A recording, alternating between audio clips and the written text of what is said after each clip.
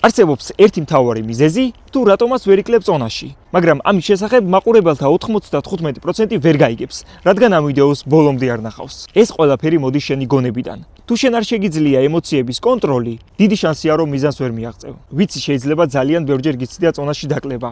შეიძლება ბევრი ადამიანისთვისაც მიგიმართავს, მაგრამ უშედეგოდ. ამის მთავარი მიზეზი კი შეიძლება იყოს ის, რომ ძალიან დიდ ყურადღებას უთმობ იმას, თუ რას გიჩვენებს სასწორი. გულწრფელად გეტყვი, რომ სასწორის ციფრები ბევრს არაფერს ნიშნავს. მთავარია შენ როგორ გძნობ თავს და რამდენად კარგად შეგიძლია შენი ფიზიკური მონაცემების გამოყენება. თუ გინდა რომ მოახერხო ზედმეტი წონის მოცილება და მისი შენარჩუნება, დღესვე შეწყვიტე ხშირი აწონვა. აიწონე მხოლოდ პირველ დღეს. შეუდექი საქმეს და ენდე პროცესს. შუალედებში აწონვა არ გინდა. მენდე ასე უფრო მაგარ შედეგზე გახვალ. სასწორის ნაცვლად გამოიყენე სხვა პროგრესის საზომები, როგორებიცაა გარშემოწერილობის გაზომვა, სურათების გადაღება და შენი ენერგიის დონის ცვალებადობა. თუ გინდა რომ 2026 გახდეს შენი ცხოვრების ერთ-ერთი საუკეთესო წელი და მიაღწიო შენს წონის კლების ნიშნულს, გეპატიჟებით ჩემთან კონსულტაციაზე. მომწერე Instagram-ის პირადში და დანარჩენი უკვე იქ განვაგრძოთ.